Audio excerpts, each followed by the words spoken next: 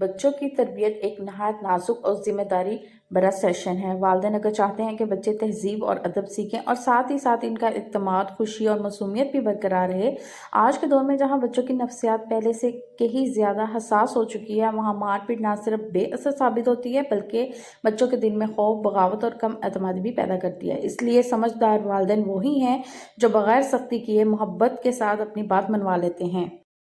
یہاں میں اپنی ڈیلی روٹین شیئر کرنے کے ساتھ ساتھ آج آپ کے ساتھ بچوں کو مارے بغیر اپنی بات منوانے کے 5 آزمودہ اور انتہائی مؤثر طریقے آپ کے ساتھ شیئر کرنے چاہ رہی ہوں، اس لیے ویڈیو کو سکپ مت کیجیے گا، اینڈ تک دیکھیے گا۔ ویڈیو اچھی لگے تو ویڈیو کو لائک شیئر اور سبسکرائب بھی ضرور کیجیے گا۔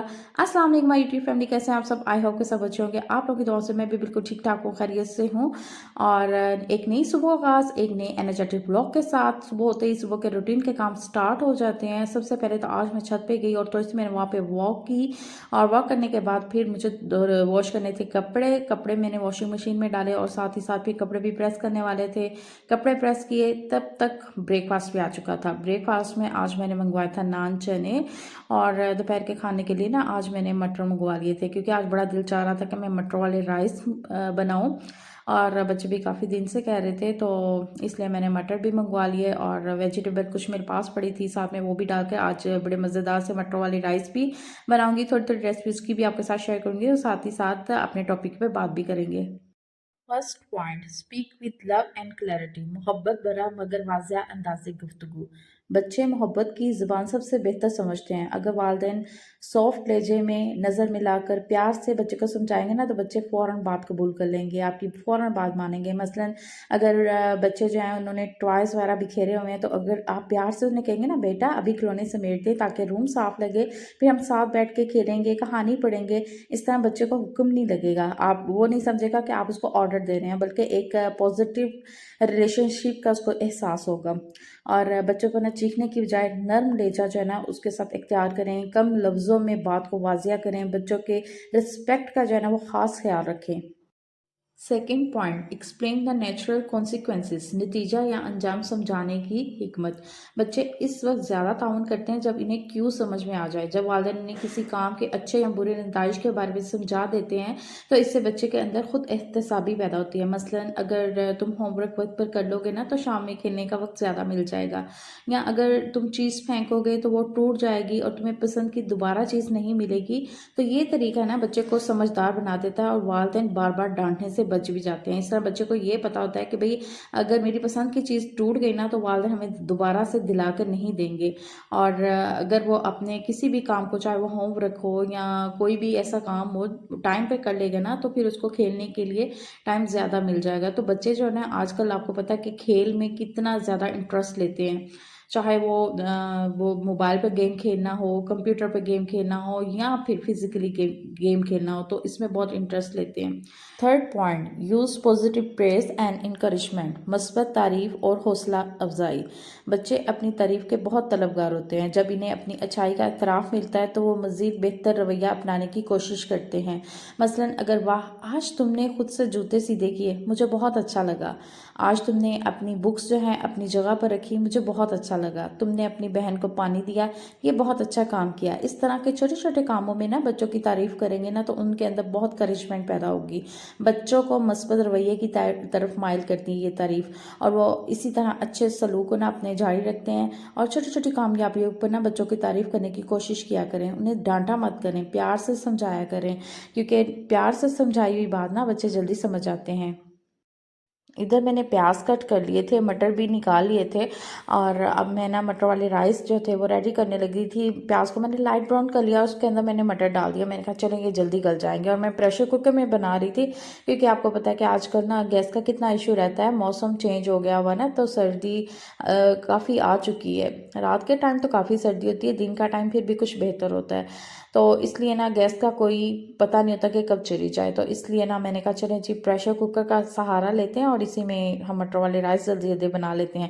اچھا میں نے نا اس کے اندر کچھ ویجیٹیبل میرے پاس پڑی تھیں، جیسے کہ کیپسیکم پڑی تھی میرے پاس، تھا وہ میں نے اس کے اندر ڈال دی، تو بچے جو ہے نا وہ پوٹیٹو بڑے شوق سے کھا لیتے ہیں، تو میں نے کہا چلے 2-3 پوٹیٹو بھی اس کے اندر ڈال دیتی ہوں، اور چکن میرے پاس نا لیفٹ اوور چکن پڑا ہوا تھا، اس کے میں نے چھوٹے چھوٹے سے جنکس کر کے نا اس کے اندر وہ بھی ڈال دیے تھے، تو اس طرح بڑے مزیدار سے ویجیٹیبل رائس جو تھے نا ہمارے ریڈی ریڈی ہو گئے تھے، اور اس نارمل چیزیں جو مسالے میں ڈلتی ہیں، نمک، مرچ اور یہ ٹماٹر، سبز مرچیں، زیرہ، ثابت سوکھا دھنیا، یعنی یہ سب چیزیں ڈال کر میں نے مسالہ بھون کر تو اس کو 3-4 منٹ کے لیے ویٹ دے دیا تھا، اور اس کے بعد اس کے اندر میں نے رائس ڈال دیے.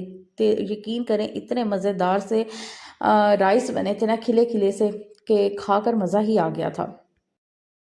4تھ point, create a daily routine. بچوں کے لیے روٹین یا نظام بنانا.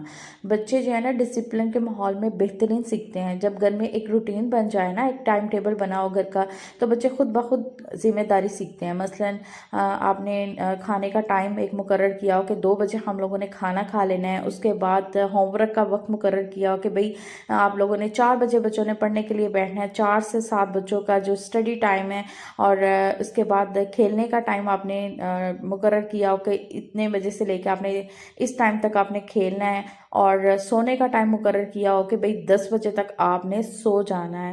تو یہ سب ایک ترتیب میں ہونا تو بات منوانا نا آسان ہو جاتا ہے. بے ترتیبی بچے میں ضد، چڑچڑاہٹ اور نافرمانی پیدا کرتی ہے. ڈسپلن ہونا، ٹائم ٹیبل ہو تو بچے ساری چیزیں نا ٹائم ٹیبل کے ساتھ کر لیتے ہیں. انہیں پتہ ہوتا ہے کہ ہم نے کون سا کام کس ٹائم پر کرنا ہے، اور ہمیں کب اٹھنا ہے، کب ہم نے کھانا کھانا ہے، کب کھیلنا ہے، کب سونا ہے. تو یہ چیزیں نا بس بچے جو ہے بہت اچھے طریقے سے سمجھ جاتے ہیں. ادھر مٹر جب گل گئے نا، تو پھر میں نے اس مکسچر کو دیگچی میں ٹرانسفر کر لیا، کیونکہ مجھے نا پریشر کوکر کے اندر ایک اور ہنڈیا بنانی تھی. تو اس لیے میں نے کہا کہ میں نا دوسری ہنڈیا بھی ساتھ ہی رکھ لوں. تو میں نے ملٹی ٹاسکنگ کو یوز کرتے ہوئے نا تو دونوں کام ساتھ ہی کر لیے، اور واقعی میں دونوں کام میرے ایک ساتھ اور اتنی جلدی ہو گئے کہ مجھے پتہ بھی نہیں چلا. ایٹ اے ٹائم میں نے رائس بھی بنا لیے، اور ساتھ ہی ساتھ میں نے بہت ہی جلد جو تھا نا دوسرا کھانا بھی ریڈی کر لیا تھا. اور یہاں الحمدللہ الحمدللہ الحمدللہ سے ہمارے مزیدار سے ٹیسٹی رائس جو ہے نا وہ پک کر ریڈی ہو گئے ہیں. 5th point, offer choices instead of comments.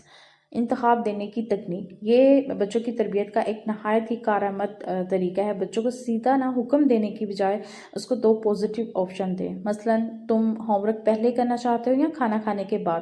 تم بلو شرٹ پہننا چاہو گے یا وائٹ شرٹ؟ اس طرح بچے کو لگتا ہے کہ فیصلہ اس کی مرضی سے ہو رہا ہے، حالانکہ دونوں صورتیں جو ہے نا وہ والدین کے لیے بہتر ہوتی ہیں. تو یہ طریقہ جو ہے نا بچے کی ضد کو کم کرتا ہے، اور بچے جو ہے نا وہ اس سے بڑا خوش رہتے ہیں کہ بھئی ان کی بات مانی جا رہی ہے. اور یہیں پہ کروں گی آج میں اپنے ولاگ کا اینڈ. آئی ہوپ کہ میرا آج کا ولاگ آپ کو اچھا لگا ہوگا، اور آج کا ٹاپک بھی بہت اچھا لگا ہوگا. جانے سے پہلے آج کی اچھی بات، بچوں کی تربیت مار پیٹ سے نہیں بلکہ محبت اور ذہانت سے کرنی چاہیے. کل ملیں گے ایک اچھے سے نئے ولاگ کے ساتھ. اپنا ڈھیر سارا خیال رکھیں، مجھے اپنی ڈھیر ساری دعا میں یاد رکھیں. کل تک کے لیے اللہ حافظ. ویڈیو اچھی لگے تو ویڈیو کو لائک، شیئر اور سبسکرائب ضرور کریں.